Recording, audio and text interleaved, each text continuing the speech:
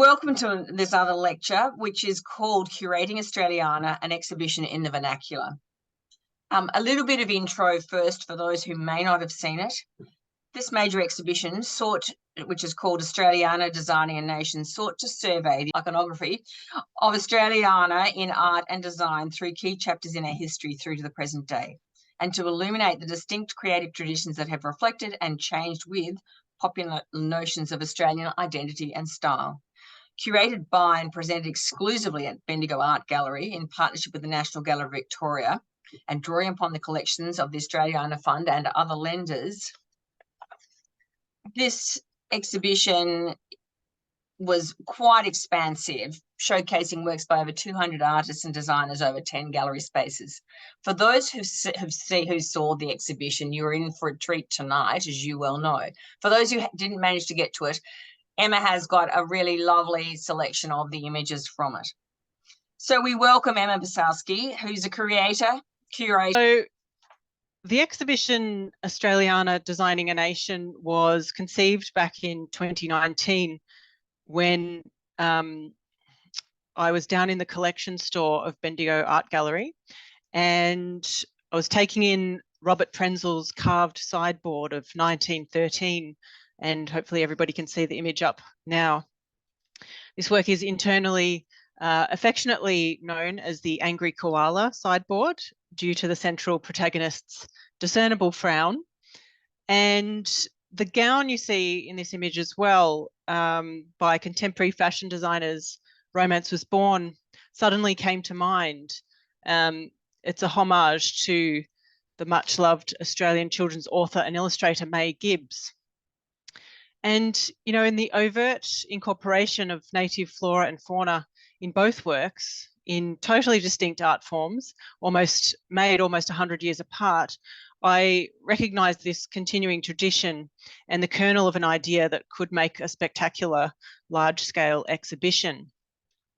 So then, together with our then First Nations curator, Sinead Hobson, who is now at the NGV, we developed an overall notion to propose this exhibition to our director. Now, curating a thematic exhibition such as this is a speculative, not an encyclopedic process. So it began with the question, well, what may we regard as Australiana, and how has this idea been expressed through history and across art forms? Curatorially, what's the scope? Or perhaps more directly, what's my budget? How many galleries do I have to work in? How will the story flow through those spaces?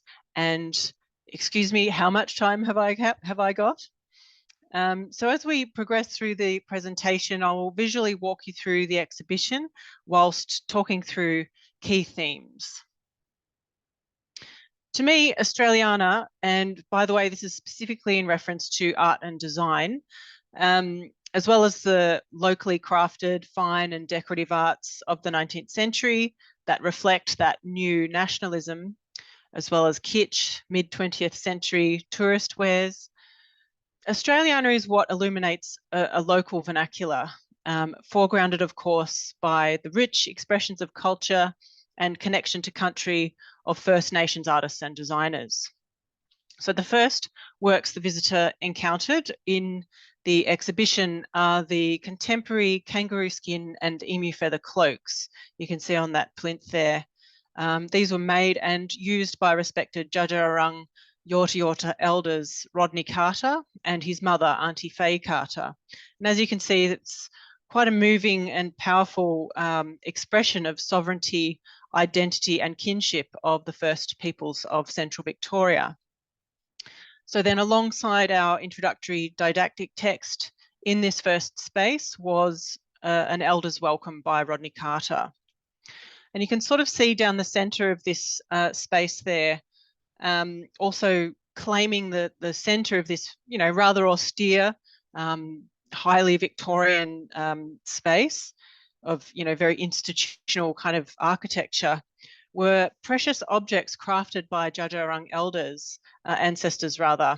And we have boomerangs, throwing sticks, woomerares, shields, coiled baskets and other items that were designed for hunting and gathering food, as well as ceremony, in order to represent the artistic and cultural traditions that, you know, preceded all others in the exhibition.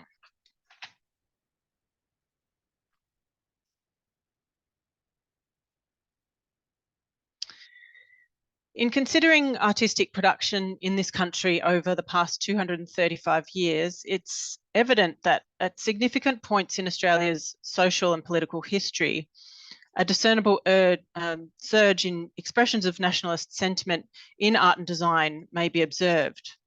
So the art and design of Australia has both responded to and defined popular ideas of national identity. And you can see our director there in the space, and in the background is the Fund's, one of the Fund's works by Thomas Goss, the founding of the settlement of Port Jackson at Botany Bay, New South Wales from 1799, placed adjacent to Edward Hopeley's A Primrose from England in the Bendigo Art Gallery collection. And these works really dramatise, and especially in the case of Hopeley, almost deify that early colonial immigrant experience. And you can see in the middle there, these were alongside the earliest Australian work in the NGV's collection, the lovely little boobook owl by the assumed convict artist, the Sydney bird painter. Another installation shot of this first room. So throughout this recent history, creative traditions from other parts of the world have been translated here through distinctively Australian idioms as artists, designers and makers utilised local materials and motifs in responding to the landscape, colours and cultures of Australia. In the image here, you can see Peter Thomley's beautiful specimen occasional table from the Fund's collection. And this little section of works also focused on Victorian era leisure pursuits, I suppose. You can see William Ford's painting above the amazing mantle valance in the NGV's collection at the Hanging Rock, and other works that speak to the fashion for ferns or fern mania in this period.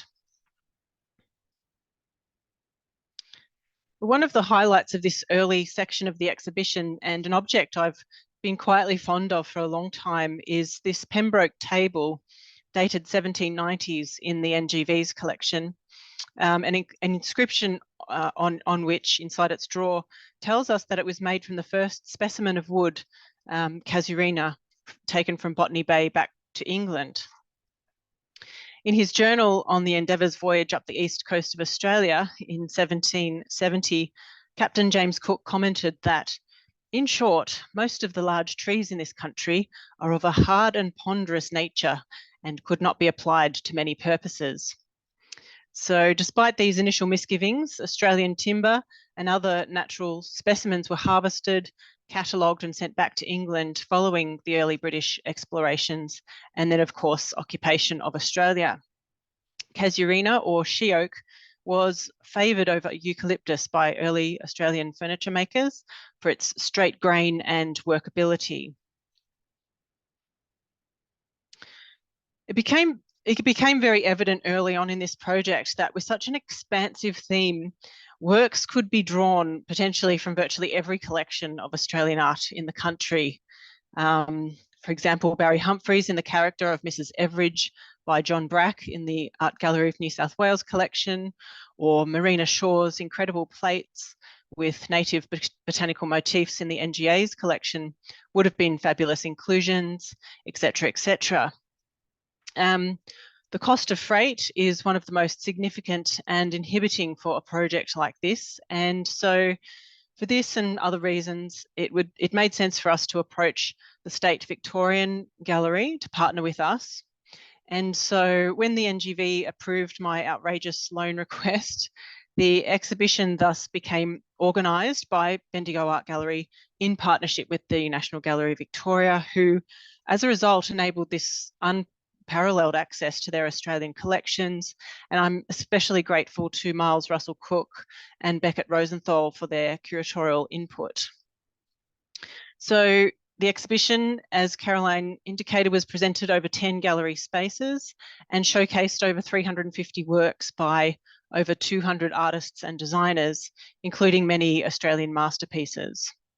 It spanned the visual and decorative arts, as well as photography, illustration, furniture, jewellery, moving image, and fashion. So while the exhibition followed a chronology along Australia's social and popular cultural history, there were contemporary artworks dotted throughout, interventions, if you like, with the view to promoting questions of accepted popular historical narratives, but also to demonstrate continuities of artistic practices. In a review in the Murdoch Press, which I won't pretend some people have read, the exhibition was criticised for omissions, one of which the critic rightly identified as 19th century photographs of Aboriginal people. Both the NGV and Bendigo Art Gallery have holdings in this area, including images by John William Lindt, the German-born Australian landscape and ethnographic photographer. Engravings and photographs from this period, which are variable in both veracity and intent, were indeed essential in shaping the colonial imagination of Australia and embedding ideas of Indigenous people as otherworldly subjects for racial study. As the primary curator working on this exhibition and a person without Aboriginal heritage, I was very conscious of addressing such material in the exhibition in a way that did not further propagate these ideas nor the harm from them. So following consultation with peers and a First Nations elder, the inclusion of such material was done so only where contemporary First Nations artists had responded to it. The image you see here on the screen is a work by Brooke Andrew. He's a contemporary artist and academic who has travelled the world excavating museum collections and colonial archives to reveal and destabilise the historical foundations of popular ideas and institutional power. Unpacking racist stereotypes is an important aspect of his practice. So the image you see here in the Island 4 is a detail of an engraving from the 1850s depicting a men's ceremony in Victoria. The illustration originally appeared in the book Australia in 142 Photographic Illustrations from 10 Years' Experience by Wilhelm Blandowski, who was a Prussian naturalist who was appointed as the first scientist to the National Museum of Victoria in 1854. But this image, as you can see, you can't really actually get a good sense of the size of it. It's a huge picture over 3 meters wide in this sort of supersized way. And the finish on this was an electric sort of blue foil. The scene has been charged with this sort of science fiction-like drama. I will draw attention to 2 other examples of this approach in the exhibition. Here is an installation image showing the juxtaposition of Prenzel's sideboard, Angry Koala, with contemporary First Nations artist Tony Albert's white glass lamps. And they look quite subtle in this image. I should have included a close-up of them. But Robert Prenzel had at times incorporated awful caricatures of Aboriginal people in his work. And again, this material was not included in the exhibition, although we had a nice little section on Prenzel. Since he was a child, Tony Albert has collected Aboriginalia, a term he uses to describe kitsch souvenirs and household objects decorated with appropriated Aboriginal motifs and designs.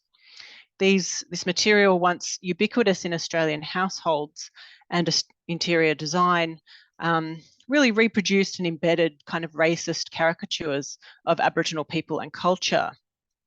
So a key thread in Albert's practice is recasting the imagery from these objects with a new agency and dignity, as he says, giving them their own voices and allowing them to speak for themselves, rather than in a way that's diminishing of Aboriginal culture. So the 2 portraits which appear in these beautiful glass lamps have been renamed by the artist in Girame language, father, Nguma, and mother, Yabu. And the frosted glass medium is very evocative and, those sort of ideas of fragility and strength, while also perhaps playing on notions of visibility and invisibility. Something else that's not visible in this display is that Prenzel's furniture is stamped with a European labour only mark, which is a common feature of furniture made in Australia between 1896 and 1963. It was a legal requirement introduced through the Factories and Shops Act of 1896, and a law that discriminated in favour of Australians of European origin over Chinese furniture makers and preceded the White Australia policy of 1901. This is an adjacent group of works in the second room of the exhibition, and you can see the upholstered cedar armchair there has design elements that suggest it was made by a Chinese cabinet maker in the latter part of the 19th century, although it is unmarked with the triangular Chinese labour stamp as was determined by the same act. That chair and the beautiful Casuarina Kauri pine chair adjacent, circa 1890, are from a terrific private collection in Bendigo. But people here are probably quite aware that Chinese gold rush migrants to Australia experienced systemic racism and discrimination, including that aforementioned act and the entry tax of £10 imposed on each Chinese immigrant arriving in Melbourne, which many circumnavigated by landing at Robe in South Australia and walking overland to the Victorian goldfields. The Immigration Restriction Act of 1901, also known as the White Australia Policy, followed federation and sought to exclude non-Europeans from Australia, giving British migrants preference over all others. Through the 1940s and 50s, this and other openly racist laws were gradually dismantled and finally abolished in 1966 by the Holt government. You can see between the two chairs here, contemporary artist William Yang's self-portrait, in which he describes the moment he, as a 6-year-old, realised that he was Chinese following racist taunts at school. And it illuminates a very moving personal manifestation of these ideas.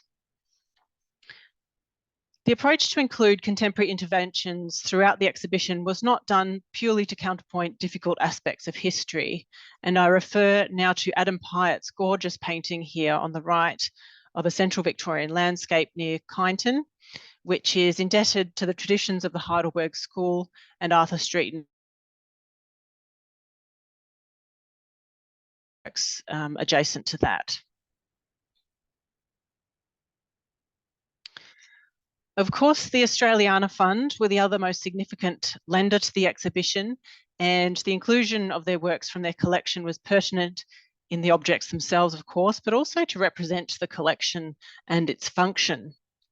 I'm sure it needs little introduction to this group, but the collection was established following an official government visit to Washington in 1976, when Tamara Fraser, wife of the then Prime Minister Malcolm Fraser, was impressed with First Lady Jacqueline Kennedy's initiative to establish a fine art collection of Americana for the White House.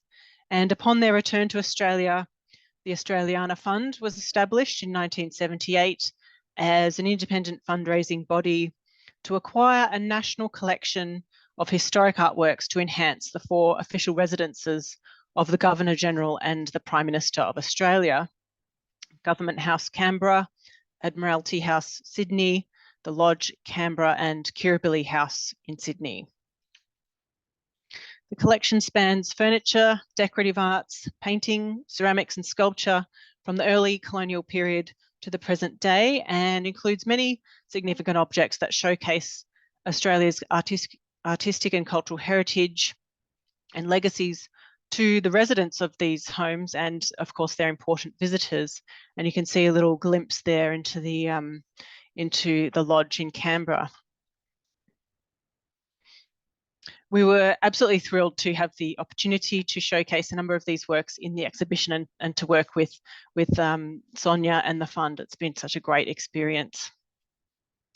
The exquisite etched cameo glass bowl you can see on the screen here was a bit of a crowd favourite and definitely a personal favourite of mine in the show. And as you can see, eucalyptus leaves and blossoms, perhaps eucalyptus cassia or the silver princess, have been translated into Art Nouveau style. And Émile Gallé, the artist, was a leading proponent of the French Art Nouveau movement, and his formal studies in botany and drawing resulted in highly original glass designs that often celebrated the natural world.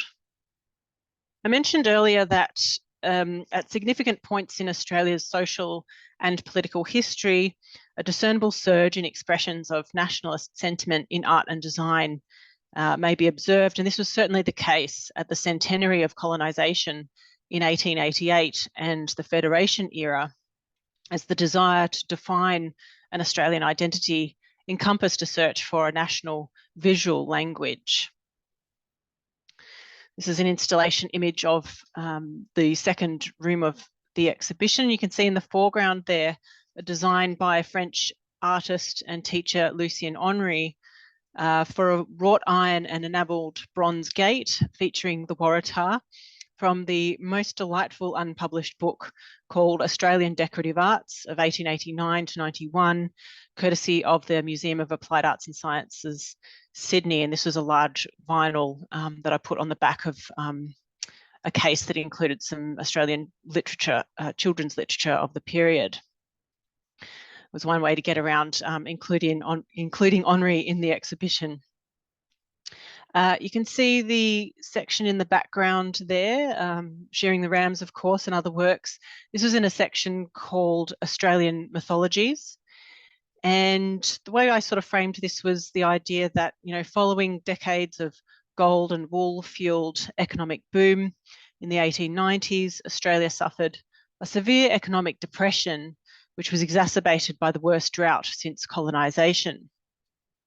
Tales of tragedy and hardship, of natural disasters, children lost in the bush, or highly publicised events such as the fateful Burke and Wills expedition really galvanised popular notions of an Australian identity and offered rich subject matter with an emotional charge for artists. Our country's population had grown to more than 3 million by this time, and although the majority of Australians lived in newly established cities, the bush endured as the central touchstone for Australian storytelling and folklore. Themes of pathos in art and literature were popular in the Victorian era, during which a culture of sentimentality had flourished in response to the enormous societal changes affected by the rapid rise in technology and industry.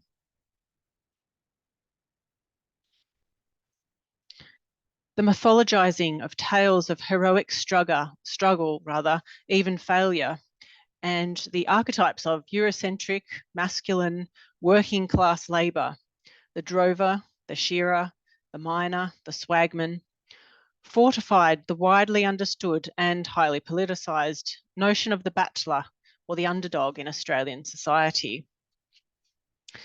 You'll all be familiar with the work on the screen now, and Australia itself was the muse for the British-born painter Tom Roberts, whose ambitions for Sharing the Rams was to paint a quintessentially Australian picture for a national public audience. He conceived of the setting of the work following a visit to Brocklesby Sheep Station near Corowa in the Riverina region of New South Wales, which was owned by relatives. Roberts commenced his numerous preparatory sketches for the work in Australia's centenary year, and we were delighted to include the first of those sketches in the exhibition as well. And after arriving at a considered composition back in his Melbourne studio, he returned to the station with the enormous canvas itself and set up in the corner of the shearing shed in order to capture the light and the atmosphere and detail from direct observation. And astonishingly, this work was initially purchased for a private collection and not acquired by the NGV until 1931 from a commemorative exhibition following Robert's death. And, you know, his iconic picture is a highly considered, quite romantic image of masculine pastoral labour and, of course, Australia's primary industry at the time.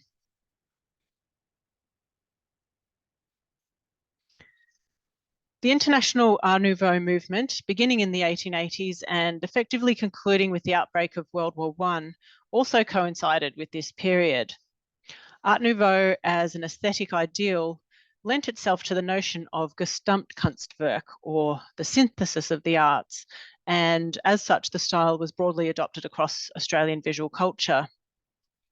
Art Nouveau's sumptuous elegance and sinuous whiplash line easily translated across fine and decorative arts, furniture, graphic work, jewellery and architecture, with native botanical motifs enveloped into its organic forms. And I refer back to the gorgeous Emile Gallé bowl.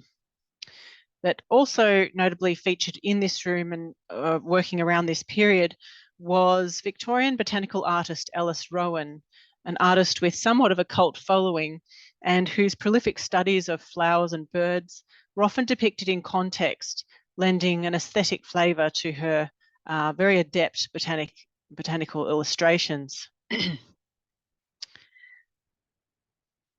And that's obviously an installation image of just a few of these works, and there's some 900 of her paintings in the National Library of Australia's collection.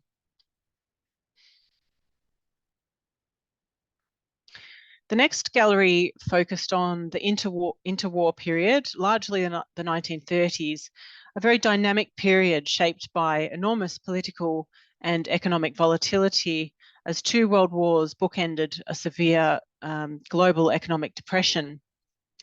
The art and design of 1930s Australia describes an era of seeming contradictions, both modern and progressive, and nostalgic and quietly introspective. Another installation image of this space. Explorations of Australian visual identity encompassed the dazzling modernity of Art Deco style, alongside new directions in photography, as well as highly innovative approaches to ceramics, which emerged in Australia as a vital studio practice. At the same time, painters depicted romantic pastoral landscapes that evoked nostalgia for a quiet life on the land. The austere economic realities of the time saw artists and designers utilise and experiment with the resources at hand. And the works you can see in this image are landscapes by Hans Hyson, W.B. McGuinness and Penley Boyd from Bendigo's collection, presented alongside a wallpaper derived from Francis Burke's terrific Waratah textile design. And you can see in the foreground there Damon Moon's contemporary sculpture with the koala, and it's juxtaposed with a work by his late father, Milton Moon, in the marvellous river gum vessel in the Fund's collection. I'll scroll through a few installation images now of this space, which I just admit to friends like yourselves, this was my favourite. This is an installation image, obviously, of these wonderful chest of drawers from the period in the NGV's collection, which so, you know, speak to the austerity of the times, as well as, of course, to the ingenuity and resourcefulness of the people who lived through them. This group of pictorialist photographs by leading proponent Harold Kasnose and, of course, Max Dupain, capturing that very distinctively Australian modernity of the 30s. As I mentioned, Australian studio ceramics really emerged in this period as a vital art form, and Australian flora and fauna were commonly integrated. And one of my favourite works of all time, Clyde Pate's bottle brush vase from 1939 in the NGV's collection.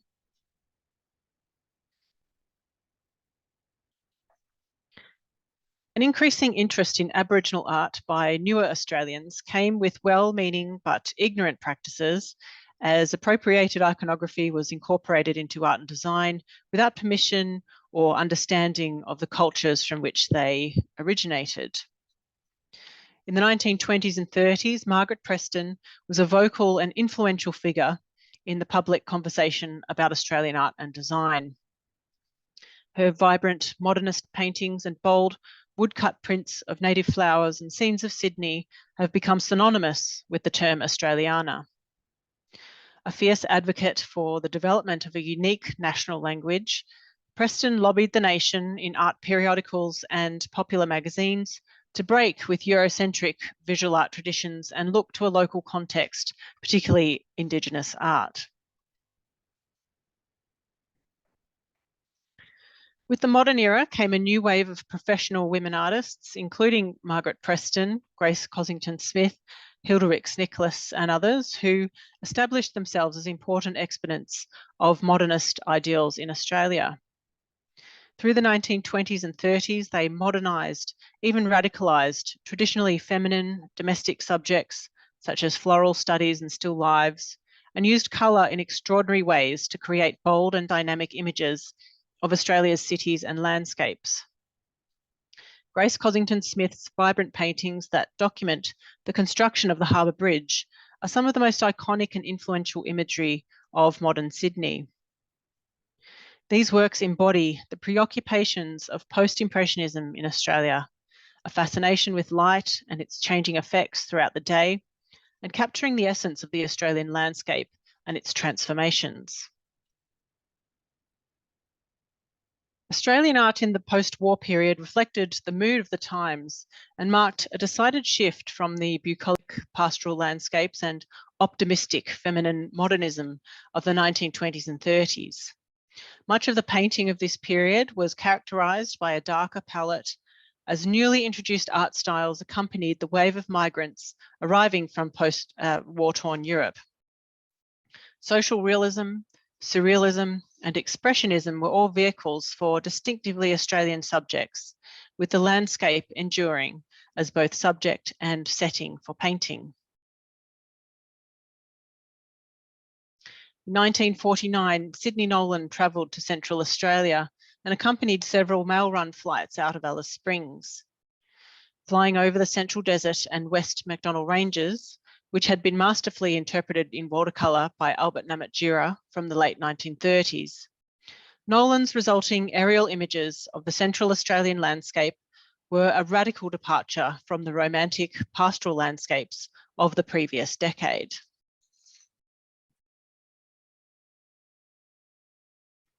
The notion of the pub as the heart of a secular Australian society, with the larrikin, of course, as its central character, has been explored in popular culture through art, photography, literature, music, and film.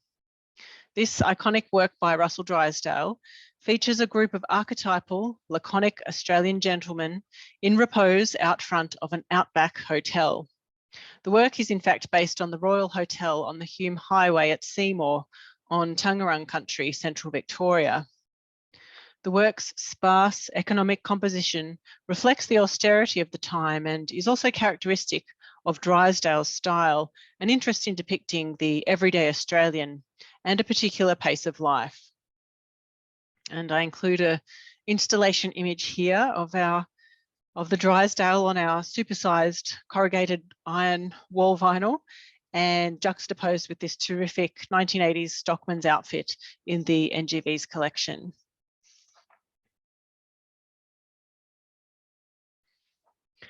John Brack forged the iconography of a decade on canvas as sharply as Barry Humphries did on stage, wrote former director of Bendigo Art Gallery, the late David Thomas.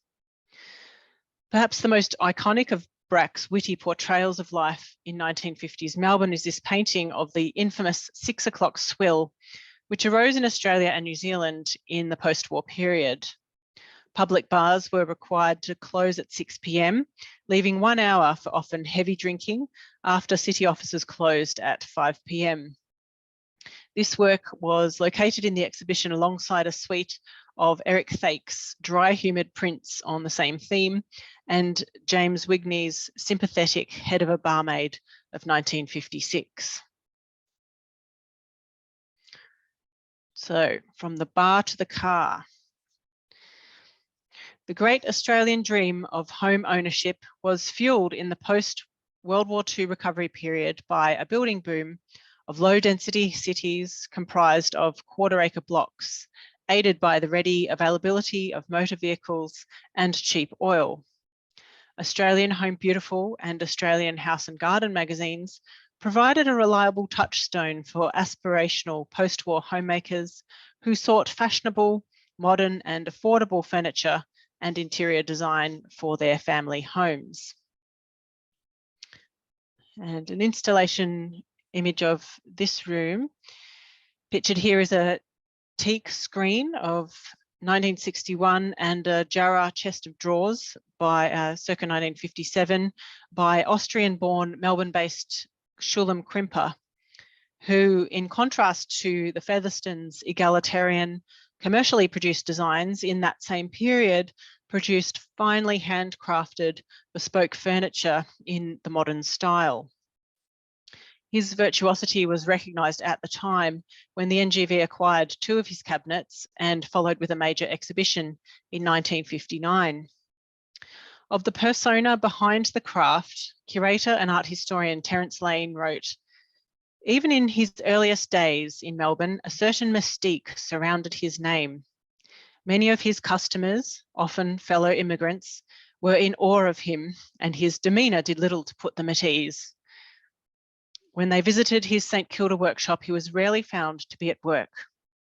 Eventually he emerged from the office wearing a smock or dust coat, a French beret, and, when the mood took him, a monocle. He liked to be known simply by his surname." The other items you can see in this little section here is a lounge sleeper by Gerard Daubet of 1953, made of mountain ash. Clement Meadmore, of course, and his Calyx standard lamp. The frock you can see there was on loan from the National Trust of Victoria, a beautiful design by Robert Fritzlaff and embroidered with wattle flowers in this beautiful gold silk by Nellie Van Rysort. You can also see some Namatjuras there in the back and a Woomera painted by Albert Namatjura, as well as some more ceramics there by Martin Boyd and Alan Lowe.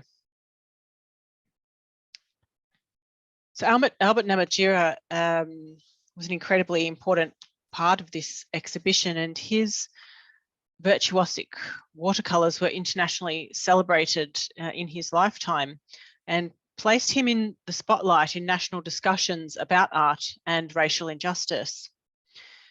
Namatjura's delicate paintings were extensively reproduced for display in Australian households through questionable commercial licensing arrangements, the legacy of which was only resolved by his descendants in 2018. Also in this space, we touched on the very important Papunyatula movement and the establishment of the Aboriginal-led artist co-op of the same name in the 1970s, which was the beginning of a major shift in artistic production in the already artistically vibrant Central Australian region and beyond. As the artists translated and adapted ancestral stories and traditional techniques into the medium of synthetic polymer paint on board for commercial sale, art of the region suddenly connected with global audiences. And the Western Desert painting movement that proliferated from this moment is one of the most significant and consequential in Australian art history. Here you can see this important early painting by Mick Japuljari, which was created that year that the acclaimed co-op was established.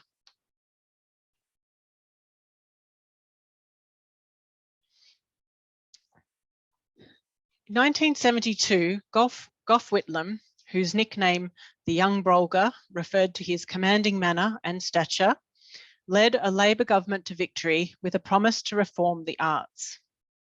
Passionately espousing a robust cultural sector as vital to Australia's national health, Whitlam injected unprecedented levels of funding into the arts, promoting a clear public message that the arts mattered and would be supported in real terms. In the words of author Thomas Keneally, who incidentally visited the exhibition when he was in Bendigo for the Writers' Festival, Gough made being an artist or a craftsman a respectable occupation for the first time in Australian history. Also shaping artistic production in this era was the government agenda to commemorate Australia's bicentenary. A national, coordinated, funded program of events and exhibitions in development for almost a decade took place in an unprecedented effort to reflect upon national identity through the arts.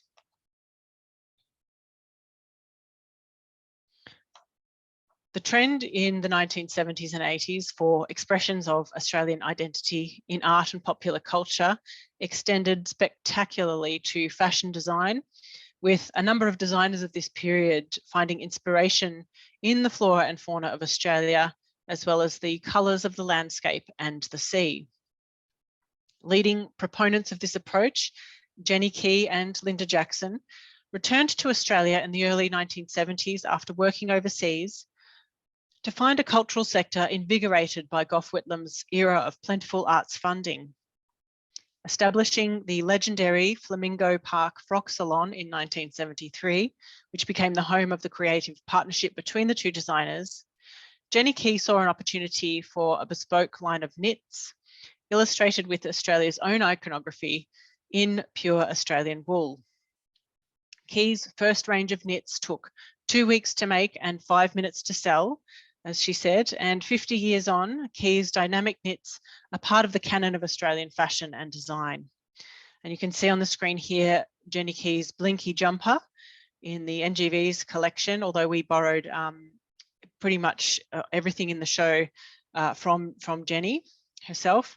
The jumper was famously worn by Princess Diana, Princess of Wales in 1982. And here's an installation image of the Jenny Key part of the exhibition.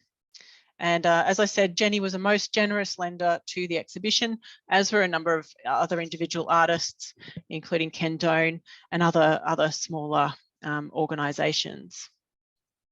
And here is an installation image showing primarily Linda Jackson works in that incredible batik Utopia costume from 1982 at the front there, and the black cockatoo gown, which we have acquired for our collection. In this period, the city of Sydney was both nexus and muse for exciting collaborations. Artists such as David McDiarmid and Peter Tully were part of a cultural milieu that melded irreverent humour, confidence, energy, and a sense of fun into fashion, art and objects in between. And this is an installation image of the Peter Tully works in the show. Also featured in this section is another contemporary kind of intervention of these works by Leah Tabra and Perina Drummond, or more correctly their label Vermin Tannery, which certainly continues with this spirit of irreverent fun. They produce luxury leather goods from ethically harvested cane toads and gold-plated jewellery such as this terrific fly swatter necklace and crocodile feet earrings.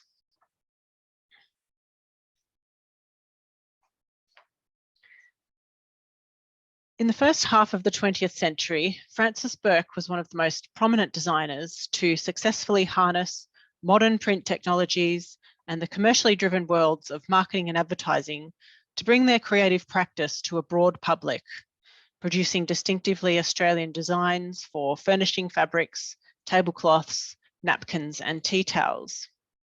While studio arts practices continued to flourish in Australia in the second half of the century, rapidly evolving modes of visual communication and manufacturing, coupled with the growth of the Australian retail industry, saw an expansion of art in the everyday, with applied arts on utilitarian objects and clothing made accessible to a mass market. Ken Doan is a household name in Australia and arguably singular in his achievements in combining an ongoing fine art practice with highly successful commercial ventures.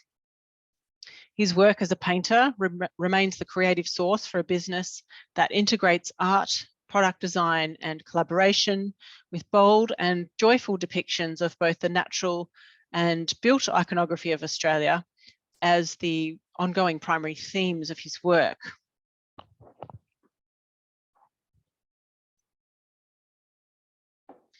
This painting, Sydney, Sunday 1982, is a major new acquisition for Bendigo Art Gallery and has a truly Australiana pedigree. It was originally purchased from the artist by Olivia Newton-John in the 1980s and remained part of her collection until 2019 when it returned to the artist. Doan and Newton-John were great friends and collaborated several times, including on the branding for Newton-John's Los Angeles-based retail venture, Koala Blue. There's some terrific stuff on YouTube, I tell you, about the opening of Koala Blue if you really want to have a deep dive into that.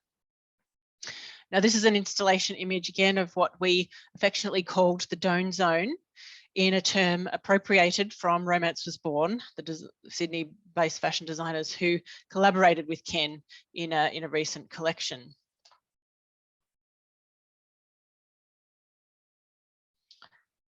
Prue Acton's designs for the Australian Olympic team uniforms in 1984 also tell us a lot about the promulgated international public image of Australia at the time.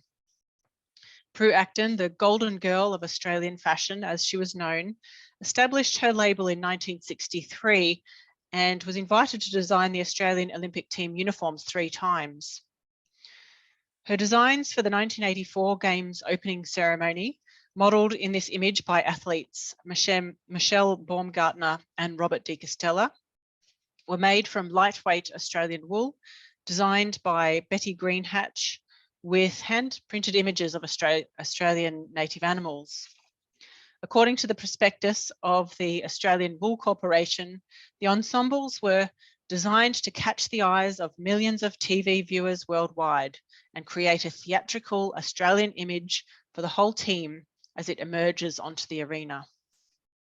And I've got an installation image as well of this work and others by Prue Acton, Jenny Bannister, and Mambo Fabric Designs as well, in those spectacular sort of works hanging on the wall there.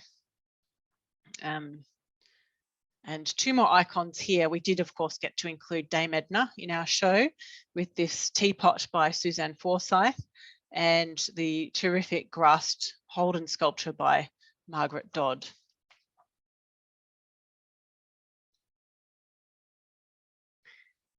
Going deep 80s now.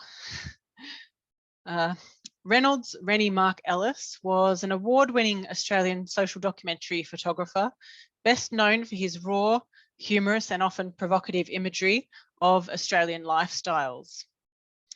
Gregarious and non-judgmental, Ellis was drawn to document Australian popular cultures and subcultures, capturing both the everyday and famous Australians at work and at play, on the street, at events, at clubs, on the beach, at home, and on the dance floor, where he observed that people flirt and play games with physical cavorting that no other avenue offers.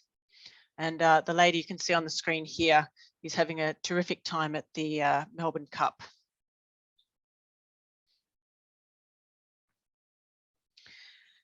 This is at the Pub, Queensland, 1982, one of Rennie's most iconic images, and so amazingly composed. I don't think I'll ever tire of looking at this image.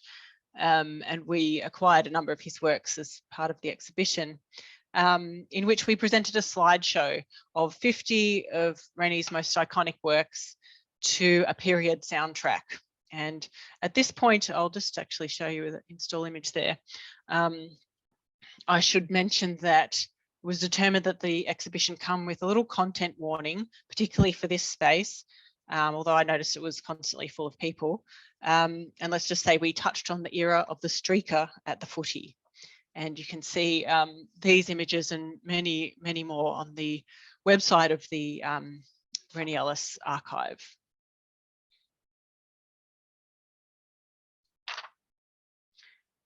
As the exhibition began with a strong statement of the artistic and cultural practices of the oldest continuing cultures in the world, so too did it end. First Nations artists and designers currently lead the Australian art scene to such international acclaim. And in this last section of the exhibition, we showcased a selection of current creative practices from across the Australian continent, demonstrating the breadth of contemporary First Nations art and design, including fashion design, seen here in this image of a Paul McCann ball gown. Other artists featured seek to record the simple truths and pleasures of everyday life, to reveal a sense of fun, whimsy, and fantasy, and to assert a bold and optimistic vision for the future.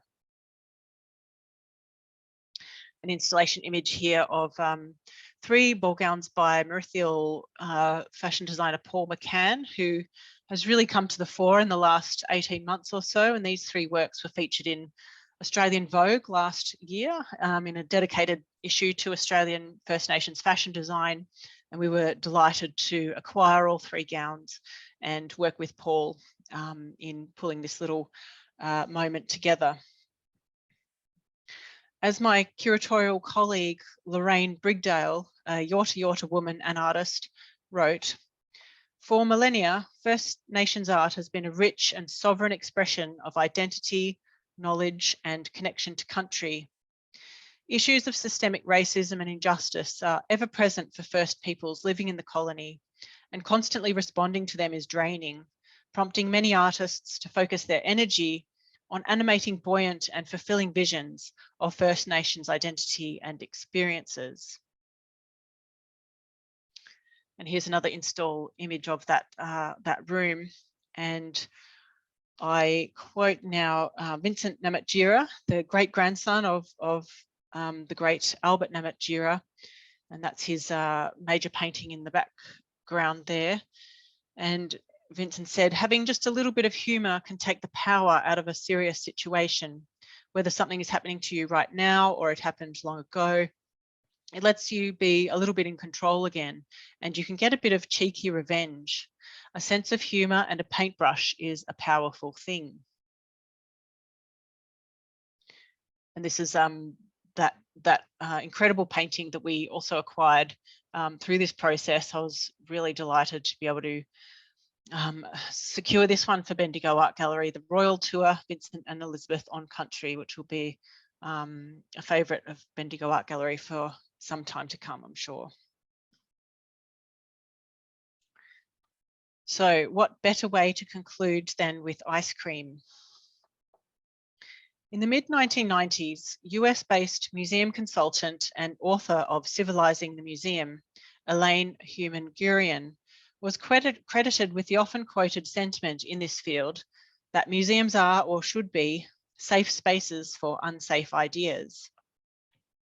As a primary fora for the public engagement with art and history, museums and galleries clearly have a civic responsibility and a social service for accessibility, physically as well as intellectually and culturally. Architectural spaces, exhibitions, programs are all means through which galleries and museums provide a platform for this engagement and access. Arguably today, artists have never been more engaged with history, and globally, both artists and the institutions that provide platform for them seek to emphasize a plurality of voices, particularly for those who have been historically marginalized. This was a tricky space to navigate with an exhibition essentially about nationalism. But rather than shy away from doing it at all, we hope that we did it in a respectful as well as joyful way and promoted a curiosity to engage with our shared and conflicted past and its relationship to the present. So the work you see on the screen here is a detail of a major commission that was also part of the exhibition. We invited Melbourne artist Kenny Pittock to create 100 ice creams, a spectacular installation of 100 ceramic sculptures that he made of our favourite ice creams, and this terrific mural, as well as interactive activities for that final space. And there's little Kenny being Kenny in the space. So I think in conclusion, it could be safely said that Australiana spans the large and the small of what is held as reflective of national identity and place. For me, a quote by the late academic and author David Yenkin summarised it best. He said, "A country's heritage is central to the connections its people have with their land and culture. It shapes their sense of identity, binds them together in inexplicable ways, and is often evoked by seemingly trivial things." Thank you.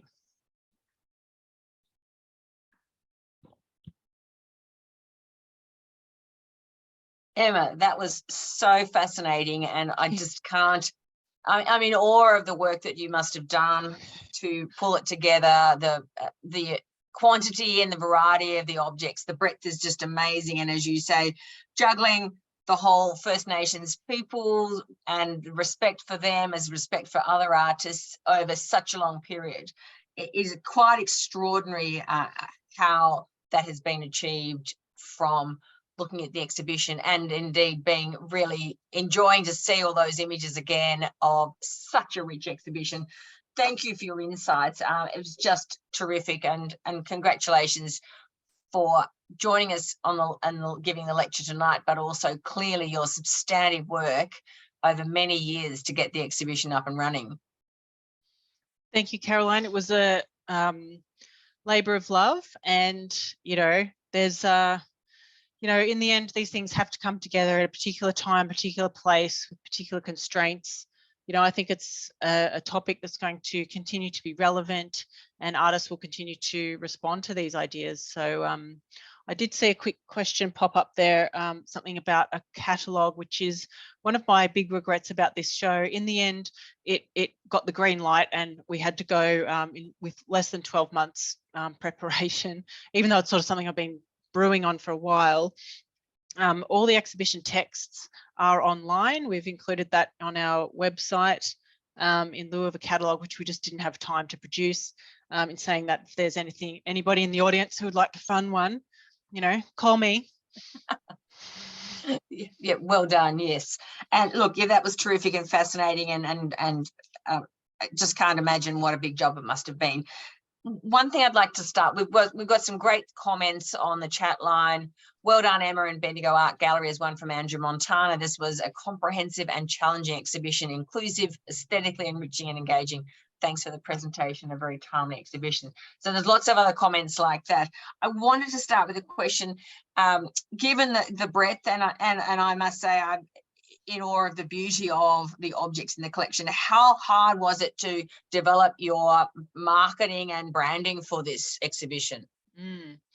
Really good question, and really, really hard, and I mean, we're lucky here. We do have a great marketing team, but we had lots of conversations about, how do you actually distill the idea into a hero image? And we just couldn't, we just couldn't. So we ended up with a selection of, I think, half a dozen or maybe 8 that we provided to media. But if you recall the branding, we did want to go with something quite contemporary, and we did outsourced that actual branding activity to an external company, and they came back with a selection of key colors, really, because there was a suite of pink and a suite of sort of like an earthy kind of orange, a blue and a green that were used in different contexts. I mean, the Kendone behind me did become somewhat of a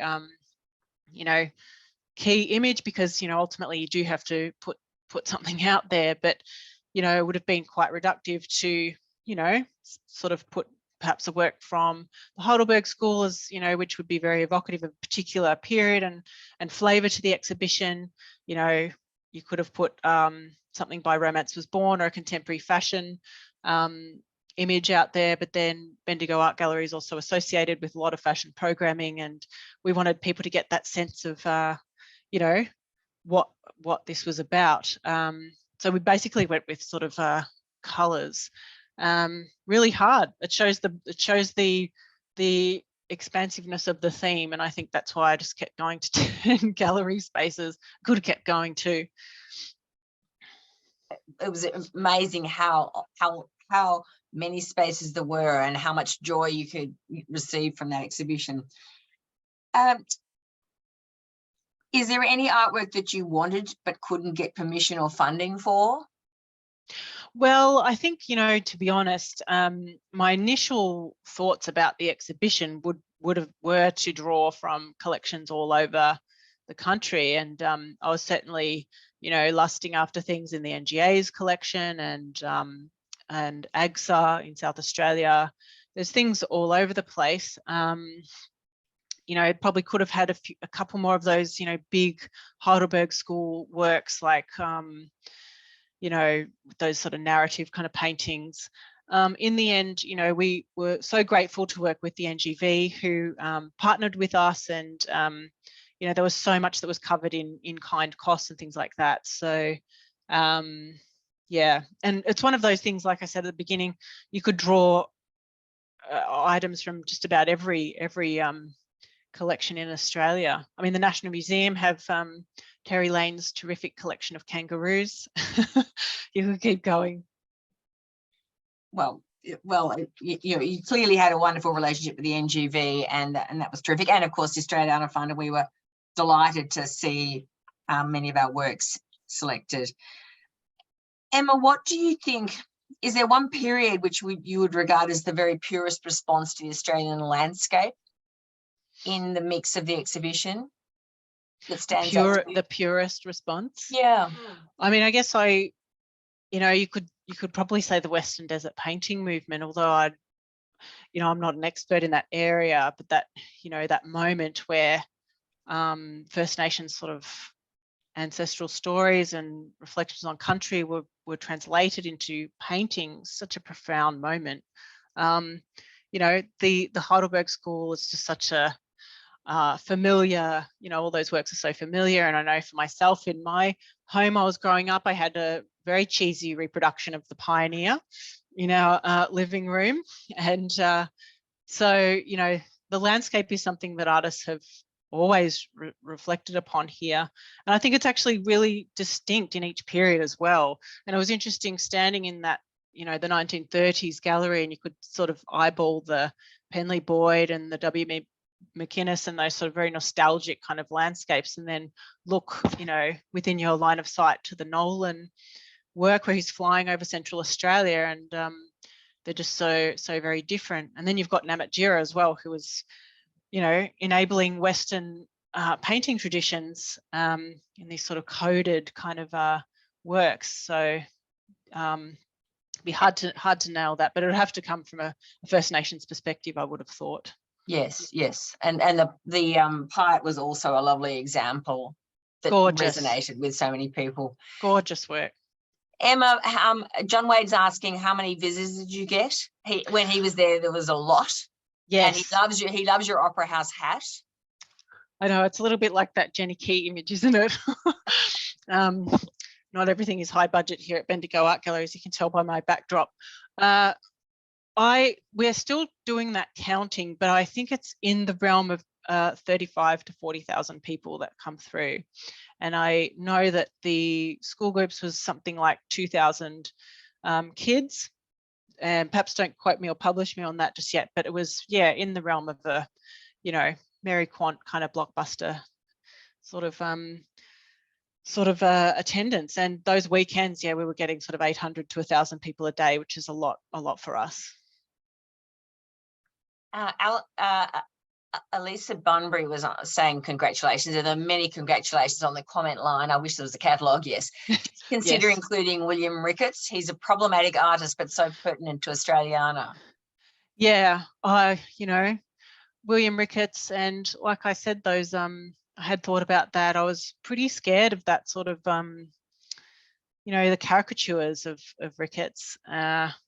And again, I guess we worked with the NGV as sort of primary lender. So yeah, really interesting artist. But I guess, you know, as a white curator, it's very difficult to engage with that material, I think, in a respectful way. And early on, we had Sinead Hobson, who was on the team, and then sadly that position was vacant for a really long time. And Lorraine Brigdale has come on recently as our First Nations curator. So I think that would have helped that kind of situation. So yeah, I guess in those moments where we were feeling unsure, we erred on the side of perhaps not. And Thank you for coming, Elisa. That's really terrific to have you here. And Jennifer Sanders, who's the chair of the fund, was saying how delighted the fund was to be invited to lend works, and that she's saying it's wonderful to see the new ways of appreciating our collection for the nation in among what you had showcased for the exhibition. And I, I certainly, as a fund member, to see some of those objects that I'd only seen in images, like the Gaulle vase, was just amazing. I mean, it's such a beautiful piece. And I suppose that goes to my last question, I think. You mentioned a few of your favourite pieces, like the Clardy Pate and a few others. What did you feel the visitor? Did the visitors come down to a favourite piece? How do you feel about, I mean, selecting? If you said select your 5 favourite pieces, I think you probably mentioned at least 5 in your talk. Five. Well, this is like choosing my, favourite child. Look, I said I'm really fond of that Gaulle bowl. Absolutely gorgeous. I'm a massive fan of Alice Rowan, and I'd love to do a bit more with her work sometime. Visitors, surprise you. A lot of people loved the silver, which I thought, might be a little bit sort of conservative, and they loved that display, and I think that looked really terrific, bringing yours and the NGV's collection together in that beautiful case. There's it's sort of the large and the small. I mean, there were these beautiful little, I don't think I showed an image of them, did I? The white box gum leaves that by W.A. Eustace from the 1860s that were painted from a private collection in Heathcote. Incredibly beautiful, detailed little works there. And, I mean, I do love that 1930s period and the Art Deco sort of thing. But, it was also really fantastic to work with Paul McCann, who I spoke with a lot about the exhibition, the themes, and we acquired his gowns. So, yeah, that was a really great experience too. They were quite stunning. Well, I think it's probably time to say a wonderful thanks from us, Emma. You have really brought the exhibition to life, and I think for those that did not manage to get there through time or physical aspects, have now got some deeper appreciation of what you did pull together. I found it the most amazing treat of an exhibition to be at, and could have stayed on and did just about stay on as long as I could, because I kept on wanting to revisit all those beautiful objects over so many periods. When do you get a chance to really do that and to be captivated by so many? You've brought it to life. I can only imagine what an amazing job it was to pull it together and to coordinate organisationally, to coordinate all of those loans and all of that material and all the stories to be able to play it out tonight. You've clearly managed the most amazing achievement. Well done, and thanks again for speaking to us tonight. So I'm sure everyone is out there clapping hugely for you. And just before you go and thanking you, we have recorded this lecture and it will be live at some stage, and those that have been on the attendance list will get notice of that. But generally you can go to the fund's events website for any new bookings and for any recordings of other. So take the opportunity to go there. And so, I can't believe the number of comments that have said, I can't wait to go and look at the recording now, because I need to, there's so much depth, I need to pick up more. So just remember that you can book and get the recordings through that website, and also our book Collecting for the Nation, with some of ours are there, so that you can, you can think about a book which shows all the treasures from the fund. But that's about all from us. Thank you to the team at Australiana Fund, a very small team, for helping this happen. And again, Emma, we can't thank you enough. It was a wonderful lecture, and well done. And good night to everyone. Thank you, Caroline. Good night, everyone. Thanks for coming.